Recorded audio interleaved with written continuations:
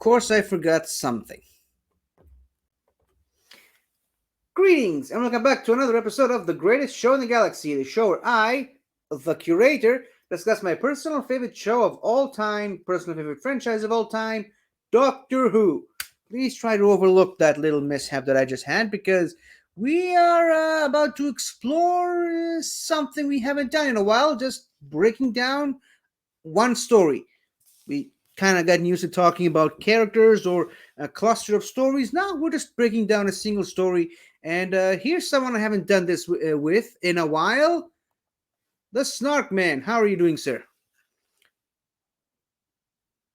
Unmute. I'll unmute myself. We're off to a great start here, 50, and everything's rolling along just fine. Oh, yes, absolutely. And something else that should roll quite fine is the birthday section, because let me tell you, Mm. the technical difficulties did not start with the credits of this show. No, I accidentally deleted one or two of the people from the birthday section, but thankfully I managed to recover most of the people. I've actually deleted all of them, but I managed to recover most of them. So we'll just wait and see how that turns up. Now, I'm assuming I'm able to get this to Soda in time to upload on the day it's supposed to be uploaded. We going to be going for over birthdays from the 16th all the way to the 22nd of Ooh. January. Got a very short list, but a very uh, uh, interesting one. We're definitely going for quality over quantity with this list. Mhm. And on the 17th of January, we have Mr. Malcolm Clark. This person right here. No Uh, relation. yeah. Yep, absolutely. No relation. You can't prove anything. Hmm. He did the, I think you're going to like this. He did the incidental music for the Sea Devils, Hmm. Earthshock, Enlightenment, Resurrection of the Daleks, The Twin Dilemma, which we just talked about last week, Attack of the Cybermen, and Terror of the Vervoid, which is part of the Trial of a Time Lord series. Now, on the 20th, we have the one, the only, Mr. Tom Baker. 90 years young. He, of course, was the fourth Doctor. And among other characters, of course, he also kind of played Megalos when he took the form of the Doctor.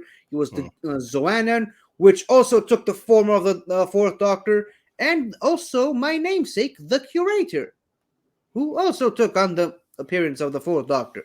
He has a very big knack for playing characters who are impersonating himself. At first, I thought you said big neck. I said, oh, knack. Okay, and now I Uh, get it.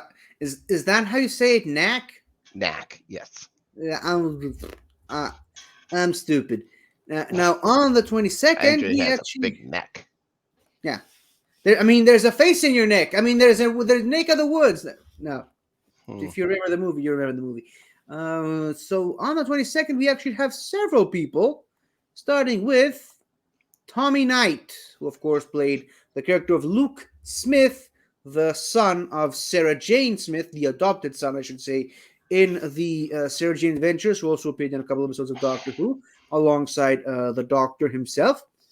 And also we have Pamela Salem, who played several different characters all over the classic series, but primarily she played the character of Rachel Jensen in Remembrance of the Daleks, and then of course became a prominent character in the Countermeasures series, playing of course the same character on Big Finish, the Countermeasures crew, I should say, and she's still playing the character to this day. Ooh. And on the 22nd, we have quite possibly the biggest name uh, on the list. Well, absolutely the biggest name on the list, and quite possibly one of, if not the biggest names to ever be associated with Doctor Who. Ooh. The man, the myth, the legend, John Hurt, who of course Sure. played the War Doctor in The Name of the Doctor, The Night of the Doctor, and The Day of the Doctor. and just continue to play the character throughout four Big Finish box set releases. Unfortunately, he was scheduled to do more, but sadly he passed away before he could get to them. And his legacy, of course, is maintained by Jonathan Curley, who continued on the role of Sir John Hurt. And his legacy is still alive within the Doctor today. I mean, he is a Doctor, no matter which way you slice it. He is one of the Doctors, but of course, he's also one of the greatest British actors who ever lived. Of course, from the Storyteller, from Alien, Hmm. who, of course, very quick, comedically reprised the role on Spaceballs. He Yep. was in 1984, V for Vendetta, the Harry Potter series. Hmm. If you know the big notable movie, chances are you've seen it. He was in Snowpiercer. Also, help me out here. What You're else? doing fine. I know. I just need more. So, I'm terrible with news. I remember there was a movie from the '70s he was in about a bunch of spies or whatever at a resort. That was also hmm, pretty good, but I can't remember the name of the movie. I just remembered the Elephant Man. You seen Oh, the Elephant sure. Man? Yep. He's not an animal. He is not an animal. He is a human being. So for the wonderfully short but definitely still lovely list of people we had today, thank you all. We quite literally could not do this without you. Hmm. And now here's something that some people could do without. Probably not us, but some people could do without. The 1996 Doctor Who TV movie with Yeah. Paul McGann as the Eighth Doctor, Daphne Ashbrook as Grace Holloway, and of course Eric Roberts as the Master, which also, of course, also featured Yi Cho as Chang Li. Technically speaking, the first and kind of only Asian companion. It also featured Sylvester McCoy as the Seventh Doctor Hmm. and Will Sasso in a guest role, among a few other actors. Now, you, if I remember correctly, you started the Eight Doctor Big Finish series before watching this movie, Yes. correct? Yeah. I was already listening to the Eighth Doctor before I had actually So seen you this were movie. already a fan of the Eighth Doctor before you saw his debut. Yeah, I'm still, when it comes down to it, still more of a fan of him from the audio adventures than from this. But it's interesting to see him in this movie for sure. Now, this is it's sort of like how it started and how it's going, Right. I think. So where do you want to start? Me talk first. You talk first. Yeah, Well, you could start talking a little bit. If we're gonna just keep it straight to the film itself, then for sure. Uh, yeah. Well, to me, this came at a time when I just started watching Doctor Who, and I was kind of starving for any new piece of content I could get my hands on. sure. Right? You know how it is. So like it's kind of funny because I kind of started with Doctor Who backwards, wibbly wobbly timey wimey Yeah, fashion. 'Cause the way I it should start be. The way it should be. the way it should be. The way it should be. I Hmm. started with Tennant. Tennant was my first Doctor, and then I started watching an episode here, an episode there. But by the time I watched a full, proper season or series, depending on who you ask, that's when I got to Eccleston. Eccleston's first season, and I Yep. moved on to, of course, David Tennant's second, third, and fourth seasons. By the time I watched the fourth season, there was obviously that time of torturous wait between the Journey's End and the End of Time, which was when a bunch of other specials came out. So it was around 2 years with mostly nothing until David Tennant's final hurrah, sort of Hmm. final hurrah. So I had the time to explore other new avenues. So I watched this movie. I somehow managed to track down this movie and watched it. I watched it a couple of times. It was again kind of weird. Again, different time. They had no idea that the modern series was coming. This was supposed to relaunch Doctor Who after the 1989 cancellation with Survival, with, of course, the Seventh Doctor. So I went from a guy who's only used to experiencing two Doctors, the Eccleston and Tennant. Suddenly, I was experiencing two new Doctors. So it's two new Doctors for me to experience, Right. and I kind of did not know what to make of this new experience. Because, I mean, okay, I That's get fair. it. There's the TARDIS. I mean, on the outside, it mostly looks like the TARDIS I'm familiar with. Hmm. On the inside, it doesn't look like the TARDIS I know, but it still looks good. I mean, look at this, right? Yeah, I really enjoyed the gothic look of the TARDIS in the movie. It's one of the best parts of the movie, to be frank. Yeah, Also found out it was all made by a Canadian guy, so there's that too. yeah, of course, Canadian. Hmm. Um, now, of course, they did really go full out on the budget when designing the TARDIS. The rest of the movie, not so much, but the No. TARDIS looks amazing. In my Yeah. opinion, it's one of the best looking TARDISes of all time. Case in point, when we did the TARDIS interior ranking, Hmm. my goodness, 2 years ago on this show, this was an S tier.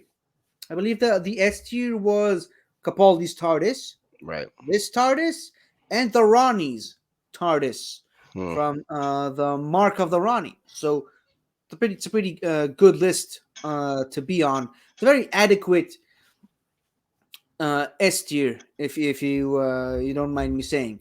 Sure. Yep. But yeah, so like again, going back into my experiences from this for the first time. Okay, I get it. It's sort of Doctor Who. There isn't a lot of space travel. There's the Master. He's there. Still wasn't. I mean, I knew who the Master was from the David Tennant stuff, but I still didn't really know who the Master is. I still wasn't in that zone of I am the Master and you will obey me Right. type area. And I certainly wasn't anywhere close to a new body at last. I was waiting for it. I was waiting for it. A new Although body at last. he does get a new body at last in this one as well. He does. He does. Not really the body he wants, but No. it's a body. It's It's yeah. definitely a body. So again, this was just like, okay, so the Master can do that now. I didn't know that, but I mean, to me, it was cool to see that this movie opens with Scarrow, like, and you always hear about Scarrow in the modern series, especially in those early days, and me, just starting out with Doctor Who. No, I did not know who Davros was just Right. yet. I just knew that the Daleks came from the planet Scarrow.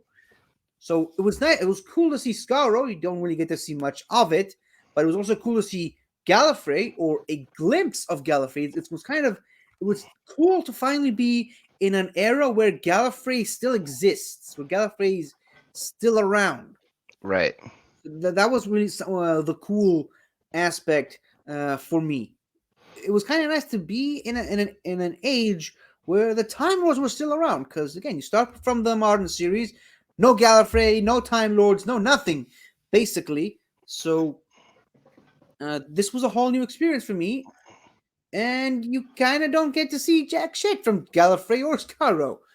Even the No. Daleks are kind of mentioned in the beginning, and I think the only reason, like, I was looking at a few things about the movie, trying to find some information on it, and I guess the BBC, because they partnered up with someone in America, it was Paramount or something like no, that in Fox. It America, was Fox. Fox, and they had to have something about the Daleks in the movie.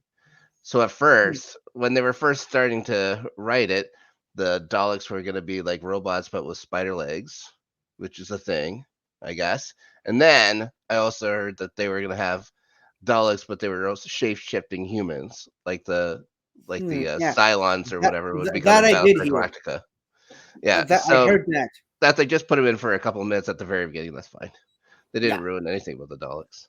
yeah, and of course, because people be people, they had to the fans that is, they had to find ways of explaining at what point in the Dalek timeline this is taking place. Hmm. Because I didn't know that at the time, but at the time there was no Skaro because the Seventh Doctor blew it up in remembrance of the Daleks, and somehow Skaro was back in this movie. So again, fans trying to make sense of the nonsense, as it were, trying to find out where on the Daleks timeline this takes place in. We're on the Masters timeline this takes place in, Wibbly and of course, wobbly, yeah, wibbly we wobbly always have, stuff. yeah, again, because people have to be, you know, sticklers for canon for some reason and for timelines. This is the one show where that should always be thrown out the window.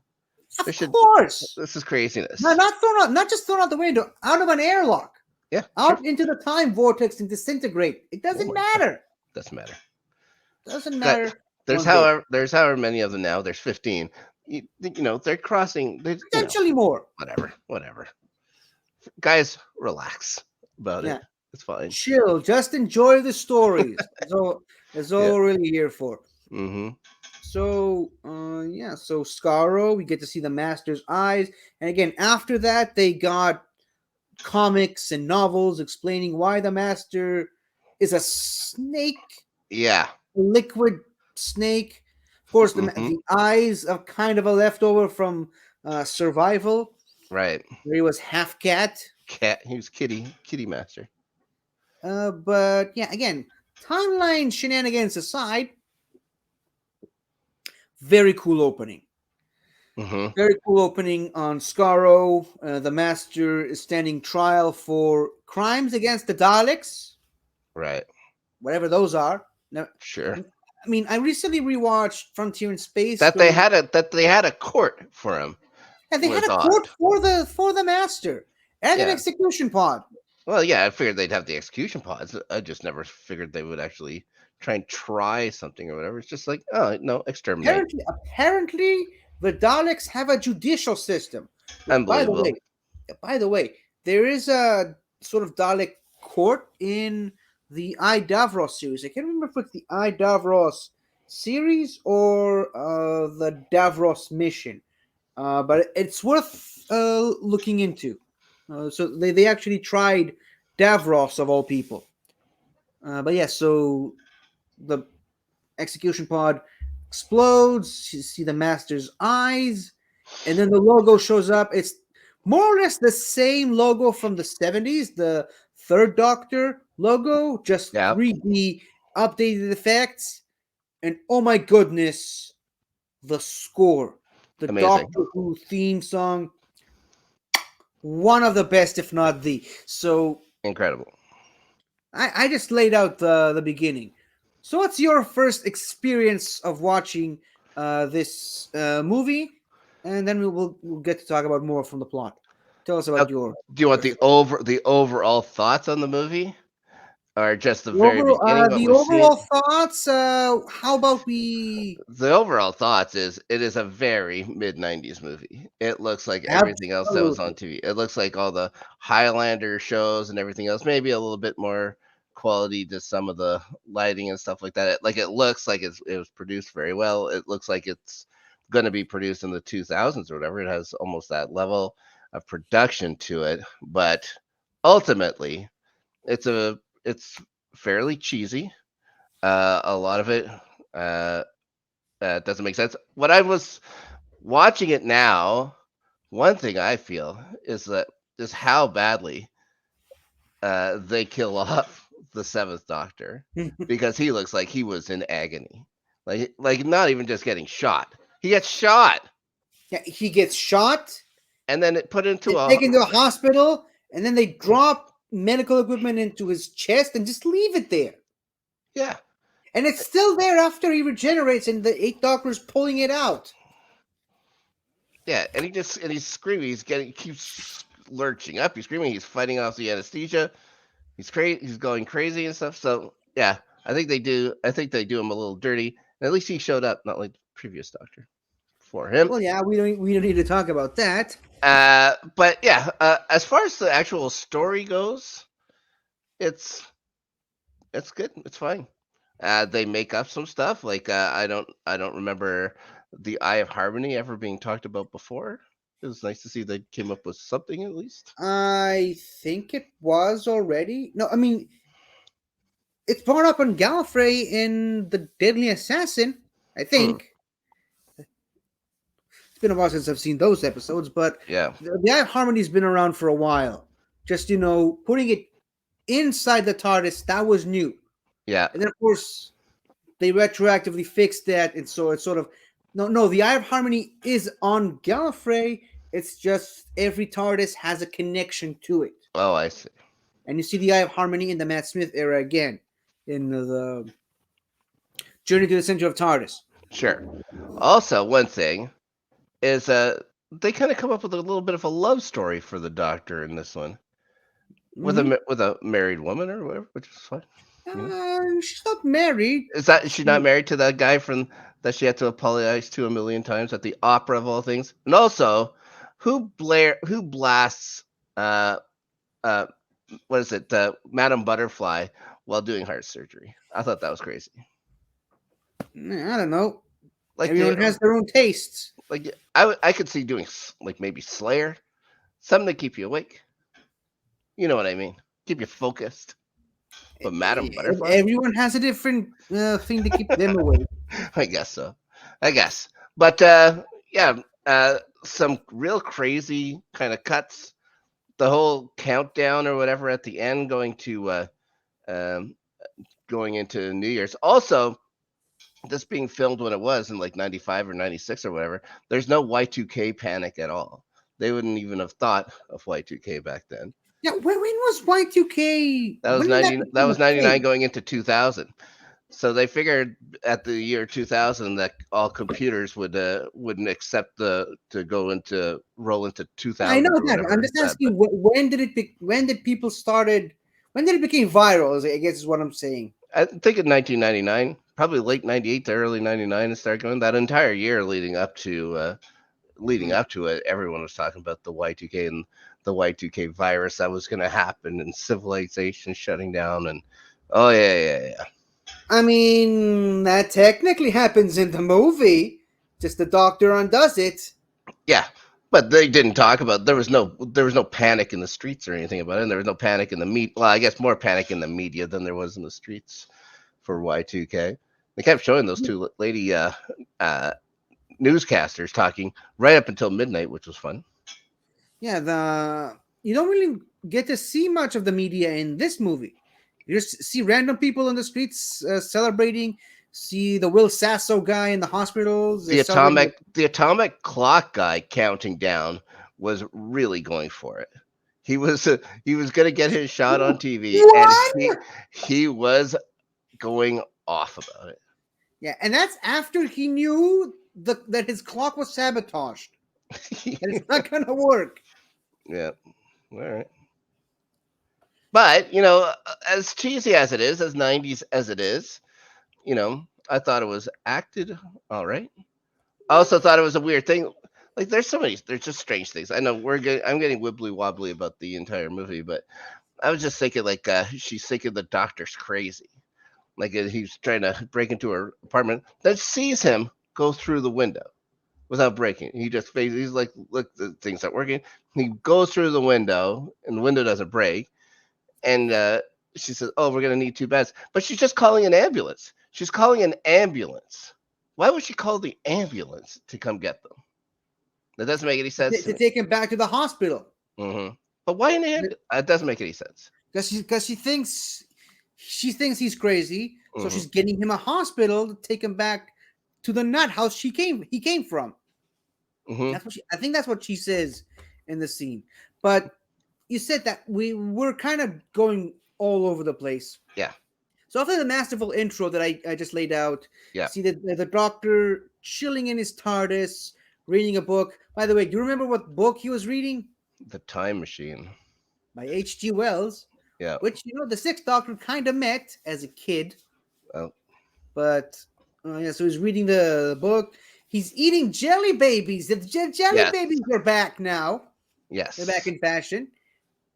And the Liquid Master just breaks out of the cage made form specifically to carry him back to Gallifrey to be inserted into the Matrix. Some shoddy workmanship on that box, I can tell you. Very shoddy. Yeah, good looking box though, but Oh yeah, it's fine. easily breakable. Yeah. But he I don't know, like the Doctor uses this. By the way, I love the little toolbox he's got, where he's got this, several versions of a sonic screwdriver or parts of a screwdriver. And he sonic screwdrivers the box shut, and the Master opens it from the inside in liquid form. Sure. Yeah, and he just slithers into the TARDIS console and shuts it down. Look how much damage the Master can do even without a body. Mhm. Causes the TARDIS to make an emergency landing on 1986 San Francisco. There's a little street gang, kills some fools, and the one guy is saved because the TARDIS just materializes where he's standing Yeah. and gives him a place to hide. Of course, they try to shoot the TARDIS. You can't, and the Doctor comes out. Somehow, they still have enough bullets in the guns. Oh yeah. Somehow, They say 2 for the Doctor. and then they just shoot the Doctor and run away. And so Shang-Li, he goes over. He's checking his friends to see if they're alive. They're not. So he goes over to see the guy that just showed up out of nowhere, and calls him an ambulance. So like, yeah, he's a street thug, but he's not a bad guy. Like, Yeah. he genuinely wanted to save the guy. So he calls him an ambulance. They ask him in the ambulance, what's the guy's name? Right. He's got no idea. So he's like, John Smith. I just love how that name just keeps following the Doctor, even unintentionally. Mhm. And, speaking of which, the Doctor didn't actually choose that name. It was, again, the Doctor was unconscious in an infirmary in the wheel in space. They asked Jamie, "What's his name?" You can't just call the guy the Doctor. That doesn't work. And then Jamie just looks at the first thing he sees. He's like, John Smith, and that's how the name stuck. So it's kind of, it's probably unintentional, but it's an interesting Easter egg if it is intentional. Nice Of common course, name. Common yeah, English name. a very common English name. Mhm. I'm not talking about the name. I'm just talking about the situation of the Doctor being unconscious and the young companion just I'm trying to making the name. remember if that happens with the 3rd Doctor too when he's unconscious in his first story there. No, it I thought doesn't. his It's was on right downside at the too. end of Terror of the Autons, where the Brigadier asks him like, oh, I just remembered. I don't even know your name. Smith, Dr. John Smith. Right. And of course, in the driver of the ambulance, or not the driver, the orderly, I suppose. The attendant, I guess. The The- attendant. The guy from the ambulance, Yeah. Eric Roberts. Sure. Bruce. Bruce. Uh-huh. They then take him to the surgery. They remove the bullets, but there's still something wrong with his heart. And again, I don't know if it's intentional or not, but the references to the 3rd Doctor, they see the X-ray scan, and you see 2 hearts, just like the 3rd Doctor. Yep. And they dismiss it. They think it's a problem with the X-ray machine. Double exposure. Double exposure. That's what they call it. Mhm. Then they call Grace, who leaves the opera to save the Doctor. And I mean, pretty fancy getup she has going on there. and she's still wearing it in the surgery room, Sure. the operation room. Yeah, it's sanitation. And of course, the guy she was with leaves her. Yeah. And takes his stuff. And I'm like, dude, she's a doctor. She's a cardio surgeon. She didn't just leave you for no reason. She left to save lives. What a douche. Yeah, you didn't have to stay at Madame Butterfly, buddy. You could have left. Yeah. Unbelievable. Anyway. So once she gets there, that's after they remove the bullets. Mm-hmm. And they're just putting a camera down there to see what's wrong with his heart. because his heart was racing way too fast, completely unaware of the fact that there's two of them. Two of them. That's why there's so the heartbeat is uh, so fast. Rapid, yes. The doctor regains consciousness with an open chest, and he tries to stop them from going any further, potentially damaging. Keeps his telling heart. him he's not human. I'm not human. I'm you not gotta tell human. him. I'm not like you.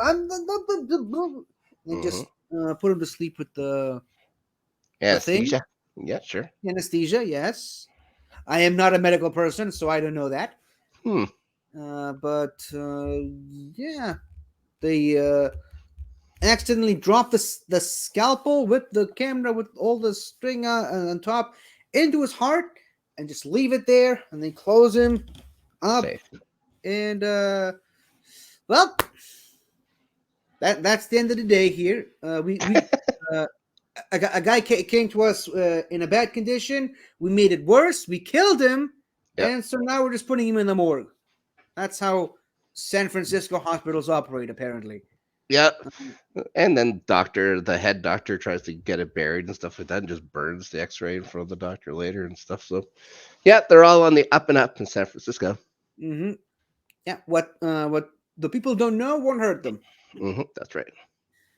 And then Chang Li takes the doctor's stuff and leaves. And then late that night, the Will Sasso character is staying up late watching Frankenstein of all things. Yeah. While the doctor is regenerating. On the nose.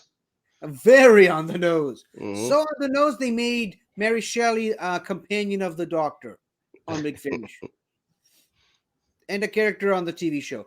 And so the Doctor's regenerating to the sweet sounds of Dr. Frankenstein. Sure.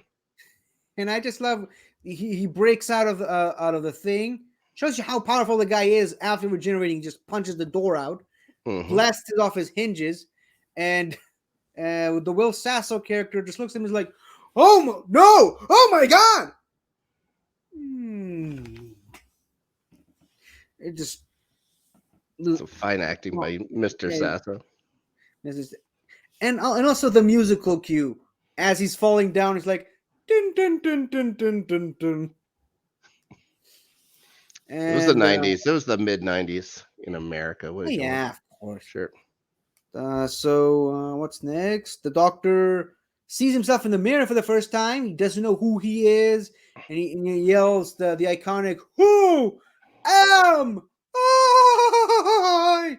And at the same time, while that's happening, the Master makes his way to Bruce's house and just enters into his body through his mouth. It makes that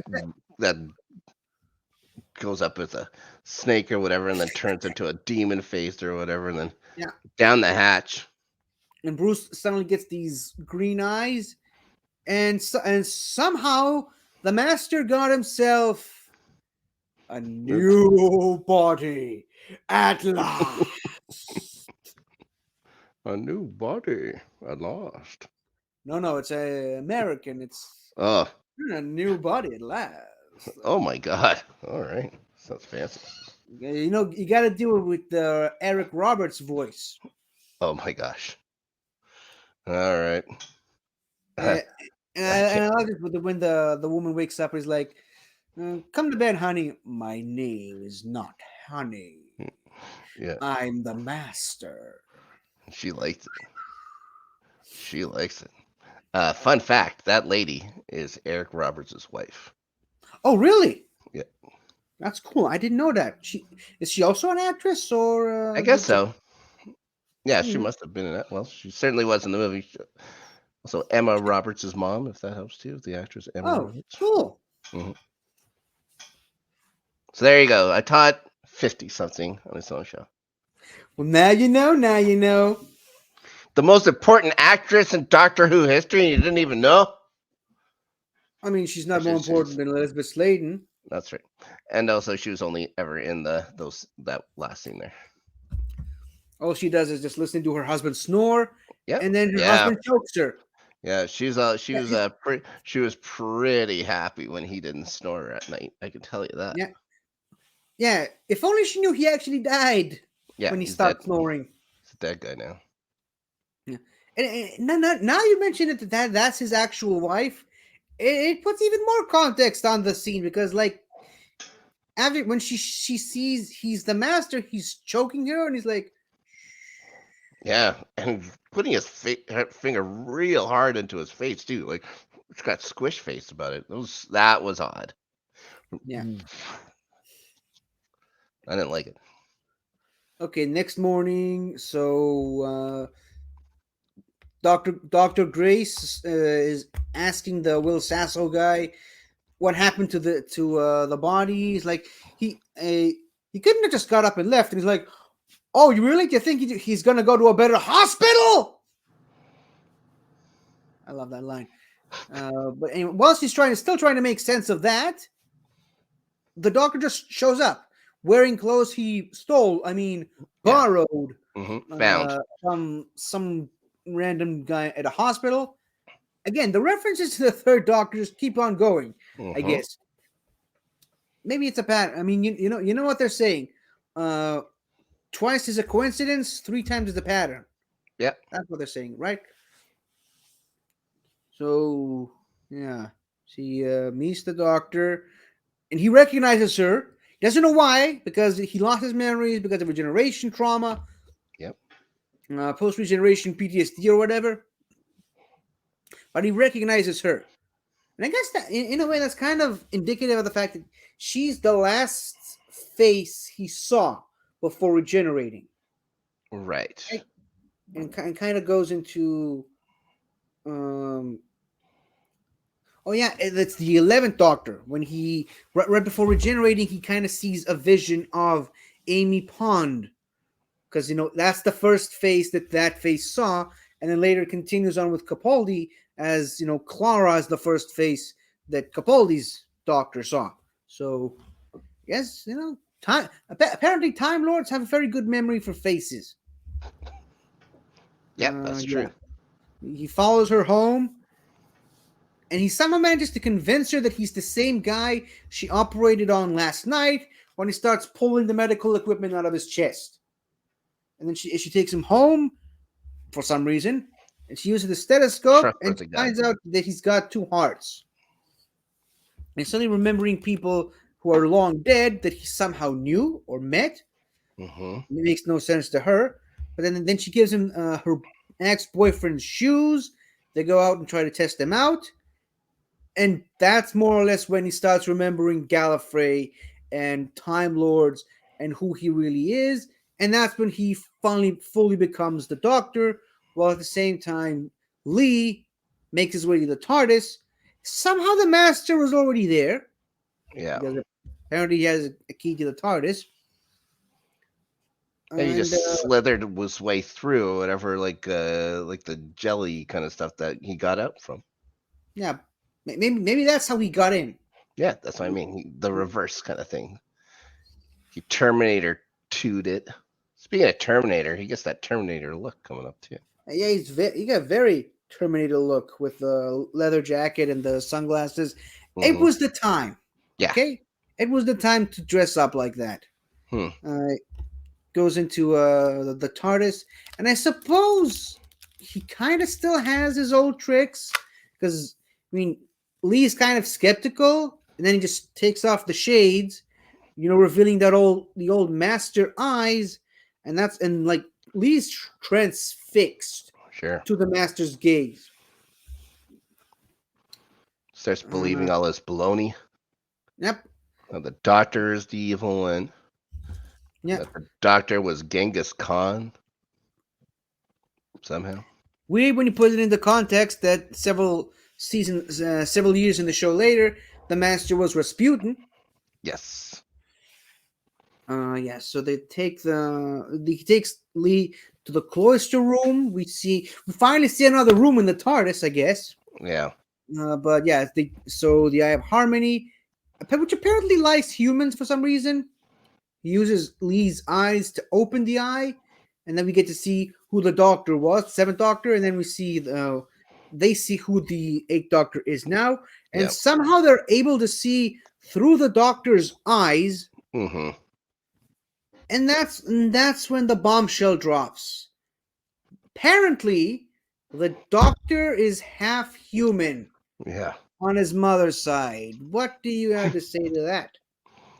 Well, if it wasn't for the last couple years on the show or whatever, I think it was kind of ridiculous. But now they've changed everything about who the Doctor is, or is what his history was. So it's like, fine, sure, whatever. It's not going to stick. It doesn't matter. Yeah, just seeing that iris or whatever, and then them figuring it out. You figured out pretty quick that the humans got to look through this thing. So it's like he already had some intel about the Doctor, maybe. I didn't get it, but yeah, if they wanted to do with that, and yeah, and again, from stuff I've learned about what they wanted the TV show to be and stuff originally was there that was originally part of that whole TV series they wanted to do, that the Doctor was half human, and that the Master and him were half brothers, and that they were chasing after their father, who was some kind of a Time Lord in the Doctor vein, where he's just traveling around and stuff like that. So, yeah, bizarre. It was there's some bizarre notes for that the '90s version of the Doctor Who show that was never made. The Americanized it definitely feels very Americanized. Yes, very Americanized. It's kind of funny. It's almost similar to the ideas for Superman Lives with Nicolas Cage, because Hmm. they were throwing weird ideas all around, like the giant spider. Fighters, yeah, Apparently, giant spiders were all the rage back then. yeah. I guess Kevin Smith talks about when he was approached to write Superman Lives, and the guy who produced it, or whatever, was the producer, said that's what he wants, a Spider-Man to fight a giant spider at the end. Superman. Yeah, or sorry, Superman to find a giant spider at the end. And so he writes the thing or whatever. It doesn't work. That guy goes on to produce Wild Wild West, where they fight a giant spider at the end, a giant mechanical spider. So there you go. This guy Yeah, really had a thing for giant spiders. and Kevin Smith saw that, and was like, "Son of a bitch, got a spider." But Oh boy. but Hmm. Nicolas Cage's Superman did actually get to fight a giant spider in The Flash. Did you Oh see the right. Flash Yeah. movie? Yeah. I mean, as soon as I Uh, saw the giant spider, I was like, "No way, no way!" So yeah, that was pretty fun for what it was.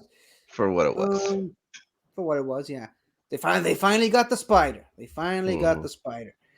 Um, Such a shame Ben wasn't around to see that. Anyway, so not a lot taking place in this movie. I mean, the Doctor realizes immediately that the Master is seeing everything he's seeing, hearing everything he's hearing, and the fact that the Eye of Harmony is open means that the TARDIS is now ripping the fabric of time and space apart, Yep. as happens. Yep. And that's when he goes back into her house and he walks through the window, because the molecular structure of things is unraveling. They get she calls the ambulance to go back. No, she Yeah. cancels the ambulance. Then Mm. they're watching something on television, and that's when he sees the atomic clock. Hmm. And that's when he realizes that the part he needed from the beginning to fix the TARDIS could be in that clock. So they call an ambulance. Coincidentally enough. Coincidentally, yes. So they Hmm. call the ambulance, and it's Lee and the Master. They don't know it's the Master yet. I mean, she thinks it's Bruce. Like, oh yeah, it's Bruce. It's the guy from work. Sure. Then With a spiffier jacket and sunglasses. and some sunglasses because something wrong with his eyes or whatever. Hmm. There's a speed bump and his glasses fall off, and that's of course when the Doctor sees that it's the Master. It's funny because the Doctor always says that if he sees the Master, he'll know it's him, but he hardly ever does. Yeah. The Doctor has always had a bit of a blind spot for them to recognizing the master. Yep. So I'm thinking of Spyfall now too, and Yeah, then I mean, and uh, Missy, yep, Missy. Unbelievable. He just likes to think he would, but the master or is also they would.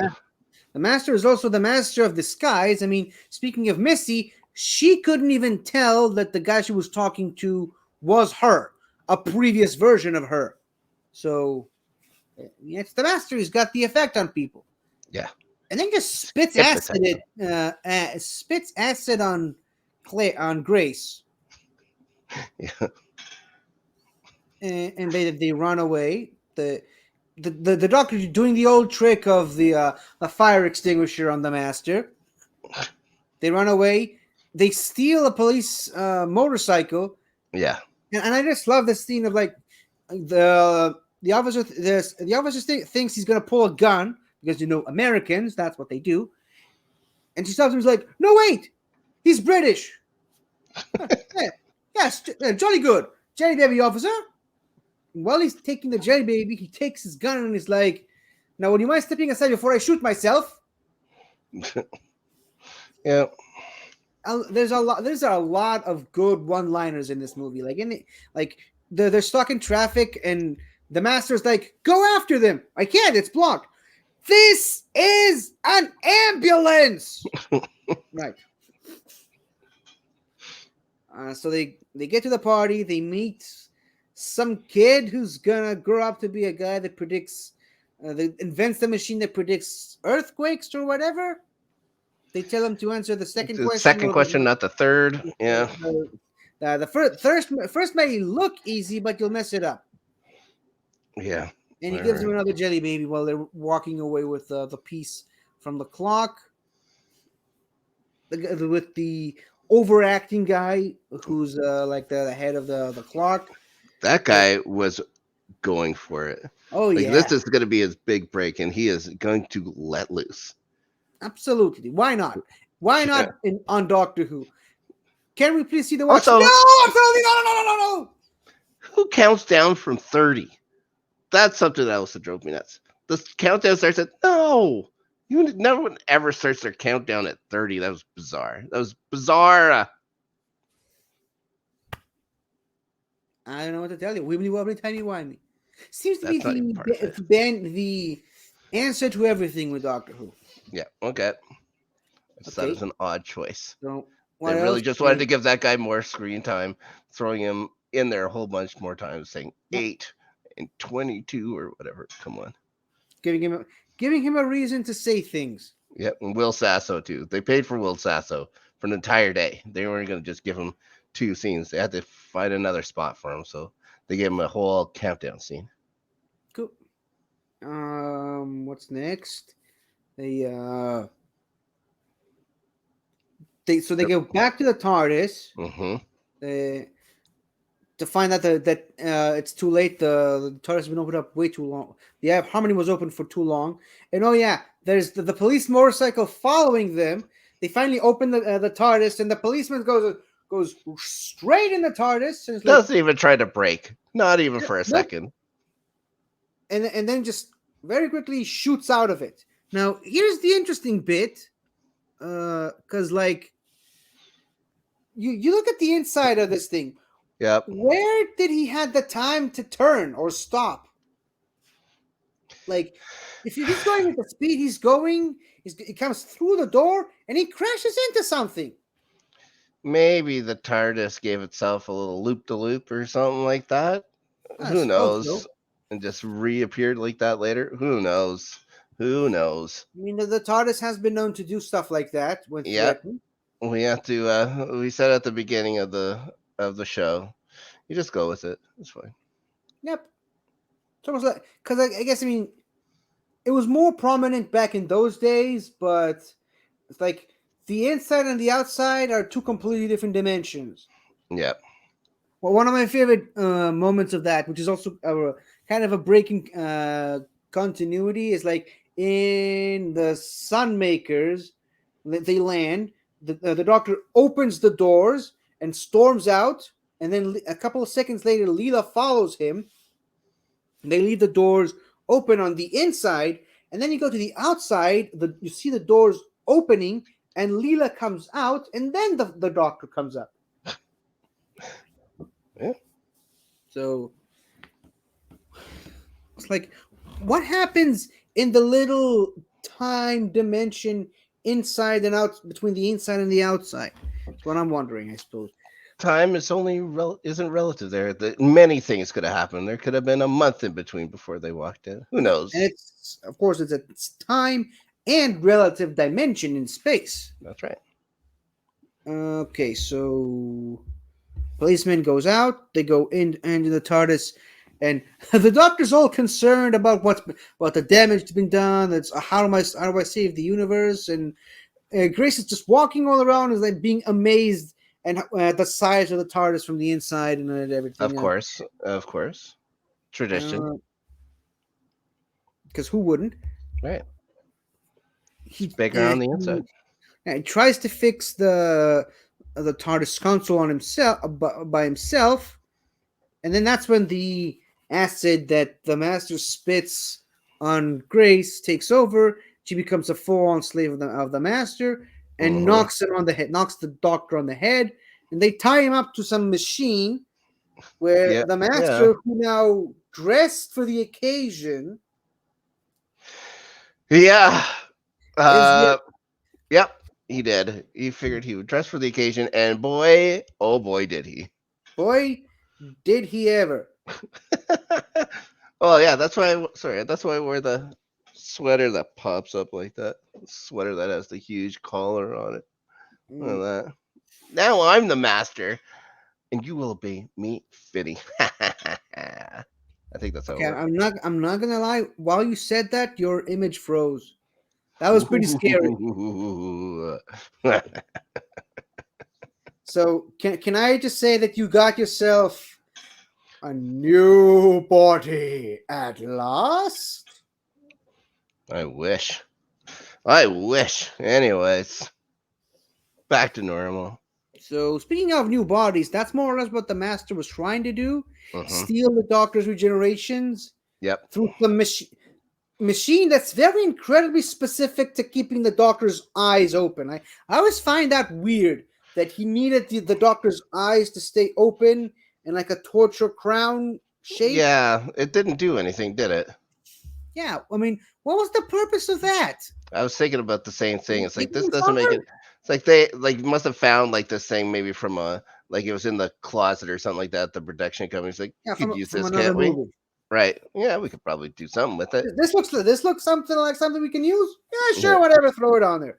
Yeah. All right. Whatever. I don't know what the heck would be for. He's already has his arms tied up and stuff like that and bolted in. Yeah. All right. But what else can you do to make the guy suffer even more? Yeah. The Master kind of. It looks cool. Like it looked cool. Those little metal things around there. I mean, it looks like the what's it called, the Clockwork Orange torture device. Exactly. Like they should be having little eye drops in it or whatever. It's just showing him violence all the time. And just dropping moistures into his eyes or whatever. Yep. The Master screws up, accidentally lets slip the truth about who he is in front of Lee, and Lee picks up on that. The Doctor tries to convince him that he's on the wrong side, and it works. And the Master is like, "Oh, Lee." He kills him. Yeah. And how is he gonna open the eye now?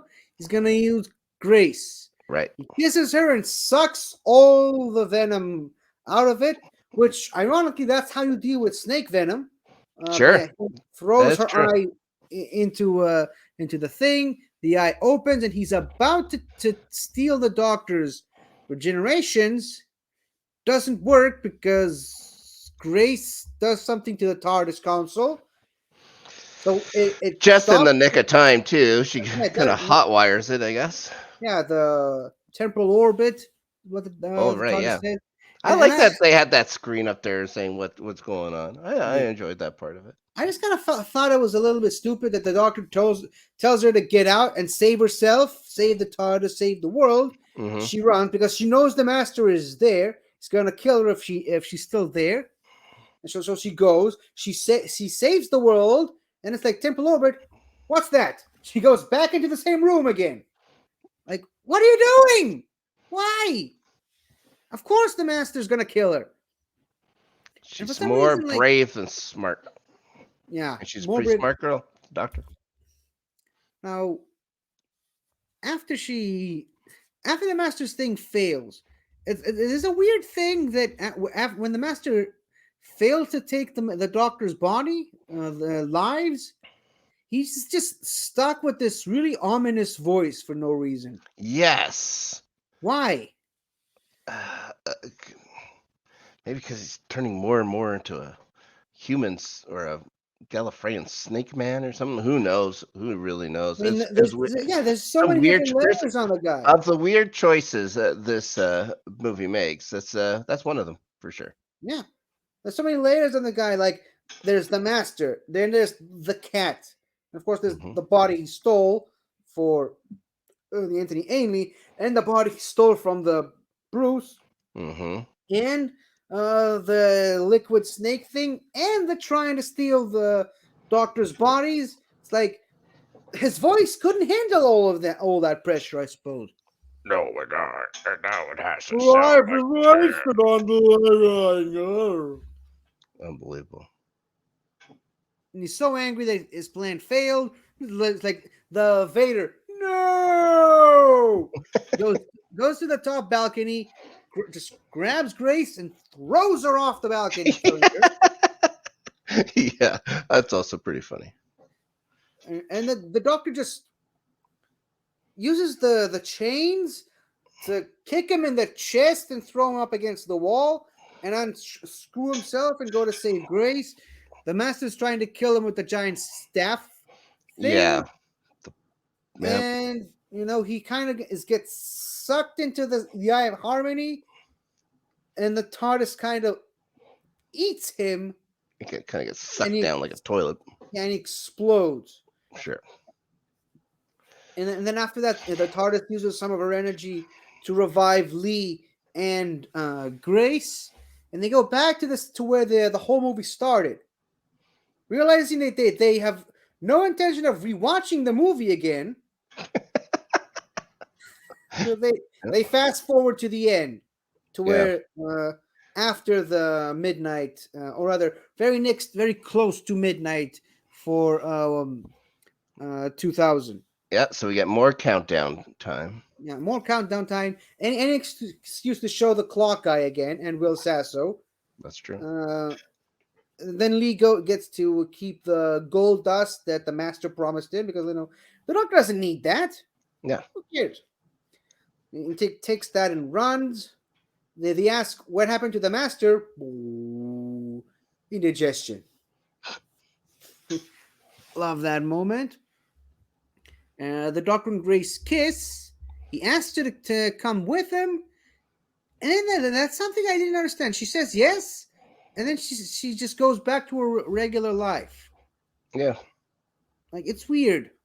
Like, he could have had a new companion. She could have been a companion for the TV series that they were planning on doing, and then she wasn't.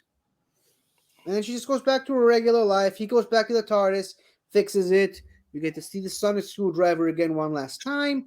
Hmm. And he goes back into where the whole movie started. He's trying to sit down and read his book on his way to Gallifrey, and Listen then to a something happens. 100-year-old record player. Listen to a 100-year-old record player skip at the same point.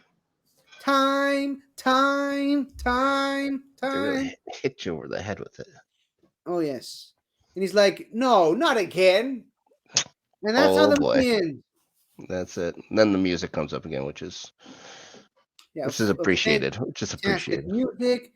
The credits roll. This movie, by the way, was this was the first time that ever in Doctor Who that they dedicated an episode/story to the memory of someone. This movie was made in memory of John Pertwee. I guess Oh. now all the Third Doctor references make sense, Mhm. I suppose.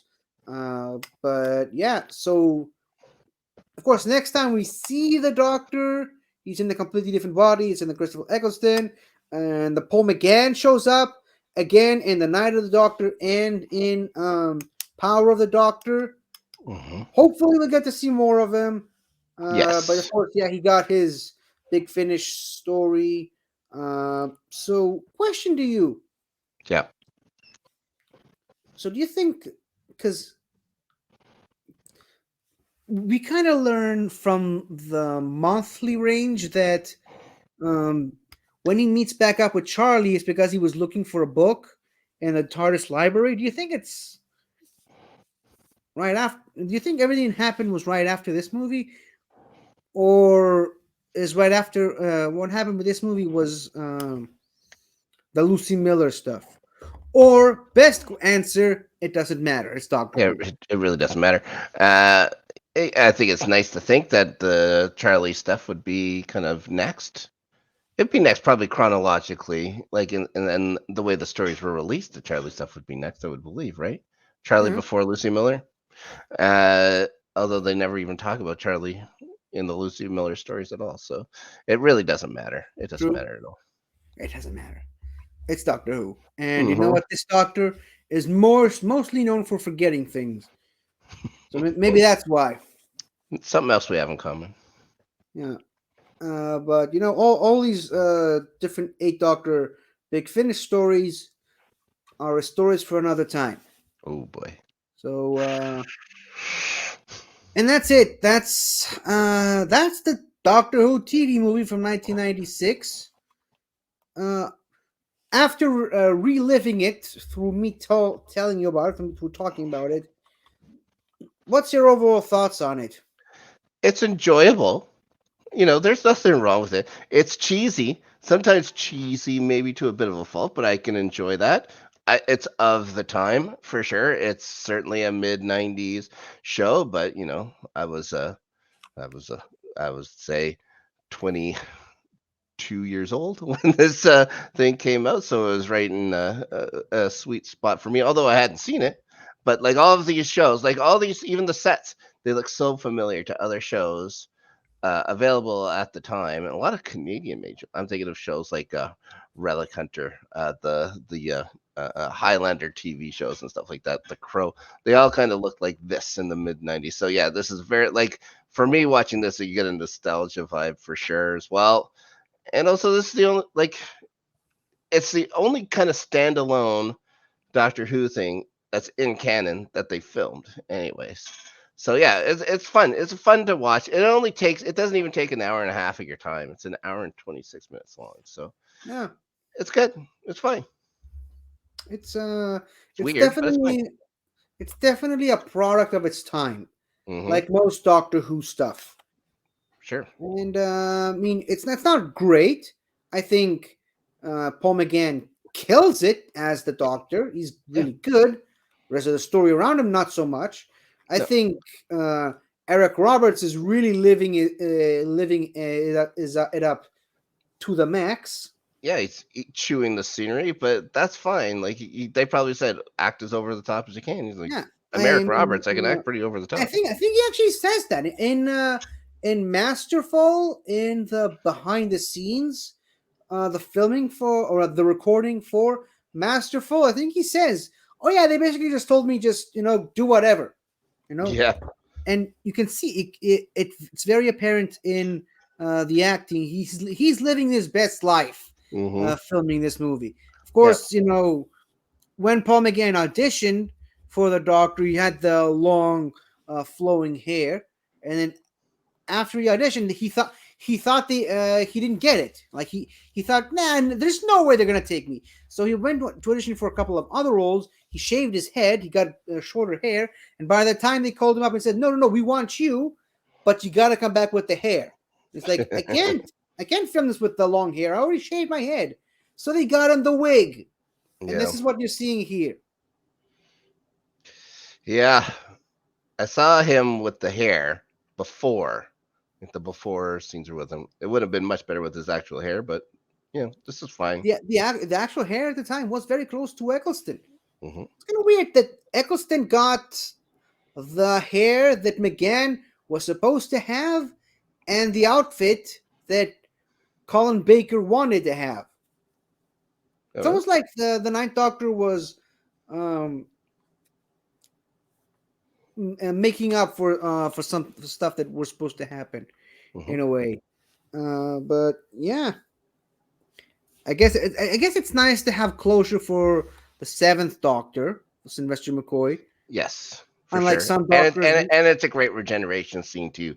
How his face morphs and stuff like that. It was very yeah, cool. but he's It's not just a white I always, mask and all of a sudden your face on there. yeah, I always like I always say that it's like he's desperately trying to itch his scratch his nose without moving too much, like Yeah.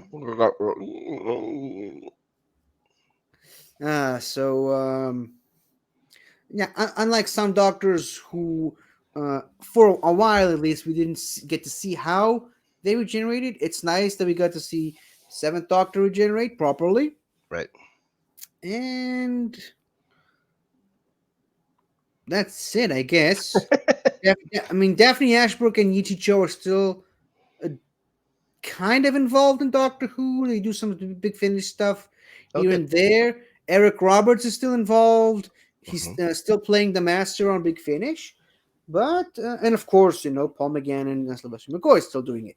So, yeah, I think that's a nice way to wrap up this review with a nice, neat little bow. And we'll be back next week with some more Doctor Who stuff. But until then, Mr. Snark, where can the good people of the interwebs find you? Find me over on Let's Get Ready Network. Thursdays we release the Rewatchers Council. That's our full 144 episode rewatch of Buffy the Vampire Slayer. Had some extended time over the holidays off here, but things should be up and going. By the time you see this video, we'll have new releases again on Thursdays, starting with The Puppet Show in the last little stretch before the end of season 1. 4 banger episodes in a row. I think they're all great, but these are 4 really great episodes in a row. You can also catch me on Let's Get Ready Network, The Highlights, talking about the English Premier League. Kind of a weird kind of schedule coming up. We'll be doing an episode later today with 5 games because of this weird midwinter break, and then a week off because of FA Cup, and then we have to do like 2 weeks worth of matches in 1 week, which are always exhausting, but fun as well. So that's where you can catch me over there. It's at Snark Yeti on whatever it's called now, but not a great follow, guys, at all. Yeah. That platform. Mm-hmm. And you can also find me talking even more Doctor Who on my own YouTube channel, 50 Shades of Geek. I do weekly reviews of every single Doctor Who episode from 1963 all the way to 2023. And I just released another new one that the BBC blocked again for stupid reasons. But don't worry, I'm disputing it, and it should be on my up and running on my channel within the next couple of days, if all goes well. And I also talk even more Doctor Who on this show hopefully every Monday on the Greatest Show in the Galaxy, and every Thursday me and Soda do Fun with Flags on this channel, where we teach each other about each other's countries. And you can also check out all the other wonderful channels from the wider Benverse at large, like Something to Talk About, Galaxy Geeks, Multiverse of Geek, The Movie Lovers Unite, The Midnight Cinema, 8-Time Reviews, and In the Front Row, which is still on picture in this stupid thing. Thank you all for watching. I have been me. This has been Snark. And until the next time, everybody, in the words of Missy herself, don't forget to like and subscribe. Goodbye.